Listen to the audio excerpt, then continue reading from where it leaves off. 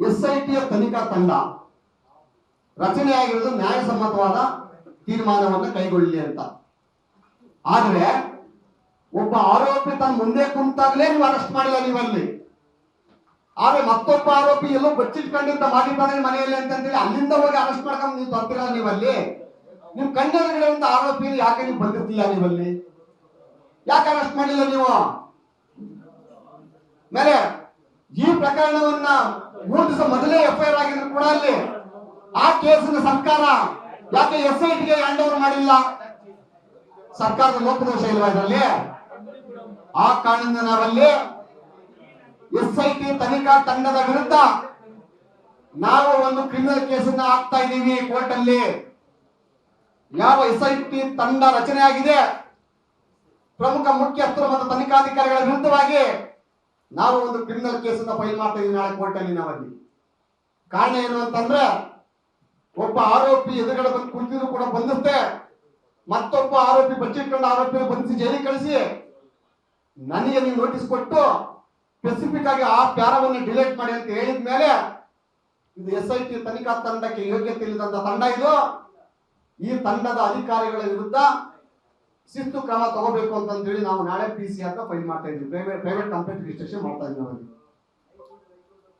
ಬಹಳ ಪ್ರಮುಖವಾಗಿ ಇವತ್ತು ಈ ದೇಶದಲ್ಲಿ ದೊಡ್ಡ ಸಂಚಲನ ಮೂಡಿದೆ. ಇವತ್ತಿಲ್ಲಿ ಪೆನ್ ಡ್ರೈವ್ ಅಶ್ಲೀಲ ವಿಡಿಯೋ ಮತ್ತೆ ಪೆನ್ ಡ್ರೈವ್ ಅಲ್ಲಿ ಪೆನ್ ಡ್ರೈವ್ ವಿಚಾರಕ್ಕೆ ಬಂದಾಗ ಅಲ್ಲಿ ಯಾರ್ಯಾರು ಇದ್ರು ಅಂತ ಹೇಳಿ, ಯಾವ ಹೆಣ್ಣು ಮಕ್ಕಳಿದ್ರು ಅಂತ ಹೇಳಿ, ಆ ಹೆಣ್ಣು ಮಕ್ಕಳಿಂದ ವಸೂಲಿ ಆಗ್ತಿದೆ ಅಂತ ಹೇಳಿ ಇವತ್ತು ಸುದ್ದಿ ಬರ್ತಾ ಇದೆ ಗಲೆಯಲ್ಲಿ. ನಮ್ಗೆ ಇನ್ನ ಗೊತ್ತಿಲ್ಲ ಇನ್ನು ಯಾವ ವಿಡಿಯೋ ಇದೆ, ಯಾವ ಹೆಣ್ಮಕ್ಳು ಬಲಿ ಆಗ್ತಾ ಇದ್ರಲ್ಲಿ. ನಾನು ಈ ರಾಜ್ಯದ ಜನತೆಗೆ ನಾನು ಮನವಿ ಮಾಡ್ಕೊತೀನಿ ಅಂತಂದ್ರೆ ಯಾವುದೇ ಹೋರಾಟ ಬಂದ್ರು ಕೂಡ ನಮ್ಮ ಭಾರತೀಯ ಜನತಾ ಪಕ್ಷ, ನಮ್ಮ ವಕೀಲ ಸಮೂಹ ನಿಮ್ಮ ಸಂತಸ್ತ ಮಹಿಳೆಯರ ಪರವಾಗಿರ್ತದಲ್ಲಿ ನೀವು ಯಾವುದಕ್ಕೆ ಹೆದರುವಂತ ಅವಶ್ಯಕತೆ ಇಲ್ಲ. ಯಾವುದೇ ಬ್ಲಾಕ್ ಮೇಲ್ ಗಿರಾಕಿಗಳು ಫೋನ್ ಮಾಡಿದ್ರು ಕೂಡ, ಯಾವುದೇ ಬೆದರಿಕೆ ಬಂದ್ರು ಕೂಡ ನೀವಲ್ಲಿ ನೇರವಾಗಿ ನಮಗೆ ತಿಳಿಸಿ, ಇಲ್ಲ ಅಂದ್ರೆ ತಮ್ಮ ಸ್ಥಳೀಯ ಪೊಲೀಸ್ ಠಾಣೆಗೆ ತಮಗೆ ಬರುವಂತ ಫೋನ್ಗಳನ್ನ ತಿಳಿಸಿ ನೀವಲ್ಲಿ ಯಾವುದೇ ರೀತಿ ಹಣಕಾಸು ಕಳ್ಕೊಳ್ಳುವಂತದ್ದಾಗ್ಲಿ, ತಮ್ಮ ಜೀವಕ್ಕೆ ಅಪಾಯ ಮಾಡ್ಕೊಳ್ಳುವಂತದ್ದಾಗ್ಲಿ ಯಾವುದನ್ನು ಕೂಡ ಮಾಡ್ಕೋಬಾರ್ದು ಅಂತ ಹೇಳಿ ರಾಜ್ಯದ ಜನತೆಗೆ ಮತ್ತೆ ಈ ಮಾಧ್ಯಮದ ಮುಖಾಂತರ ಮನವಿಯನ್ನು ಮಾಡ್ತೀನಿ ನಾನು.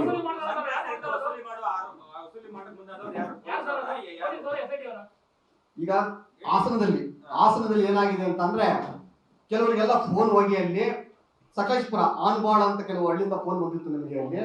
ಅಲ್ಲಿ ಕೆಲವು ಹೆಣ್ಮಕ್ಳಿಗೆ ಫೋನ್ ಹೋಗ್ತಾ ಇದೆ ಅಂತೆ.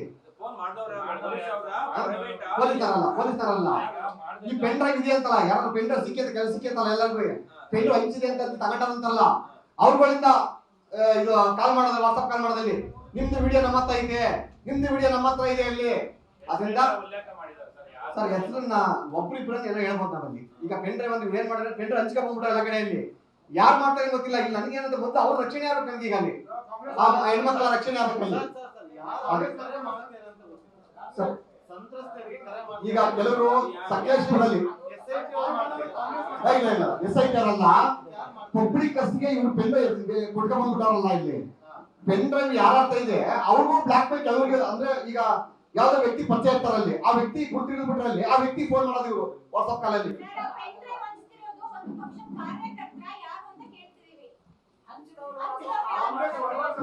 ಕಾರ್ತಿಕ್ ಅಂತ ನಾವೇ ಹೇಳ್ತಿದೀವಲ್ಲ, ಯಾರು ಕಾರ್ತಿಕ್ ಫೋನ್ ಮಾಡ್ತಾ ಇಲ್ಲ. ಕಾರ್ತಿಕ್ ಪೆನ್ ಡ್ರೈವ್ ಯಾರು ಹಚ್ಚಿದ್ರು ಎಲ್ಲರಿಗೂ ಡಿಸ್ಟ್ರಿಬ್ಯೂಷನ್ ಆಯ್ತಲ್ಲ, ಅದು ಸಾವಿರಾರು ಪೆನ್ ಡ್ರೈವ್ ಡಿಸ್ಟ್ರಿಬ್ಯೂಷನ್ ಆಗಿಲ್ಲ. ಪೆನ್ ಡ್ರೈವ್ ತಗೊಂಡ್ರು ಅಂತ ಕಿಡಿಗಳಿಗಳು ಅವ್ರ ಸ್ವಂತ ಮಹಿಳೆಗೆ ಫೋನ್ ಮಾಡಿ ಬೆದರಿಕೆ ಆಗ್ತಾವ್ರೆ. ಯಾರು ಸರ್ ಪೆನ್ ಡ್ರೈವ್ ಕಾಂಗ್ರೆಸ್ ಅಂತ ಹೇಳೋಣ, JDS ಅಂತ ಹೇಳೋಣ, BJP ಅಂತ ಹೇಳೋಣ ಸರ್. ನಮ್ಮಲ್ಲಿ ಪೆನ್ ಡ್ರೈವ್ ತಗೊಂಡ್ರು ಇವರು ಕಾಂಗ್ರೆಸ್ ಮಾತ್ರ ಮಾಡ್ತಾರ. ಒಂದ್ ನಿಮಿಷ ಪೆನ್ ಡ್ರೈವ್ ವಿಡಿಯೋ ಕಾಂಗ್ರೆಸ್ ಮಾತ್ರ ಮಾಡ್ತಾರ, JDS ನೋಡ್ತಿಲ್ವ, BJP ನೋಡ್ತಿಲ್ವ, ಯಾರು ನೋಡ್ತಾರೋ ಅವ್ರು ಫೋನ್ ಮಾಡ್ತಾ ಇರ್ಬೋದು ಅಲ್ಲಿ.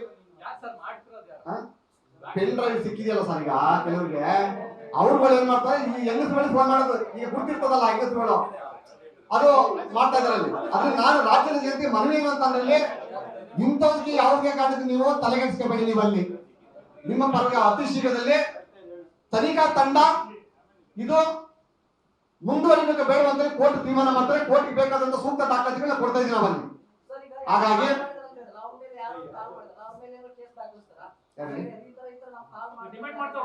ನಾವು ಕೂಡ ಕೇಳಿದ್ವಿ. ಆಲ್ರೆಡಿ ಸಕಲೇಶ್ಪುರದಲ್ಲಿ 2 ಕಂಪ್ಲೇಂಟ್ ಆಗಿದೆ, ಸಕಲೇಶ್ಪುರ ನಗರ ಠಾಣೆಯಲ್ಲಿ 2 ಕಂಪ್ಲೇಂಟ್ ಆಗಿದೆ. ಅಲ್ಲಿ ಆನ್ ಮಾಡು. ಅವರು ಸಂತ್ರಸ್ತರು ಫೋನ್ ಮಾಡಿದ್ರು, ನಾವೇ ಅವರಿಗೆ ಫೋನ್ ನಂಬರ್ ಕೊಟ್ಟು ಅಲ್ಲಿ ಎಸ್ ಪಿಗೆ ಫೋನ್ ಮಾಡಿ ಹೇಳಿದ್ವಿ ಅಲ್ಲಿ. ಆಮೇಲೆ ಅಲ್ಲಿ ಪ್ರಗತಿಪರ ಚಿಂತಕರು, ಹಾಸನದಲ್ಲಿ ಪ್ರಗತಿಪರ ಚಿಂತಕರು ಮತ್ತೆ ಕೆಲವು ಮಾಜಿ ಸಚಿವರು ಶಾಸಕರೆಲ್ಲ ಹೋಗಿ ಎಸ್.ಪಿಗೆ ಮನವಿ ಮಾಡಿದ್ದಾರೆ. ಅಲ್ಲಿ ಈ ತರ ಎಲ್ಲ ದುರ್ಘಟನೆ ನಡೀತಾ ಇದೆ, ಅಲ್ಲಿ ದಯಮಾಡಿ ಇದ್ರ ಬಗ್ಗೆ ನೀವು ಕ್ರಮ ವಹಿಸಿ ಅಂತ ಹೇಳಿದಾರೆ. ಅಲ್ಲಿ ಇದಾಗ್ತಾ ಇದೆ.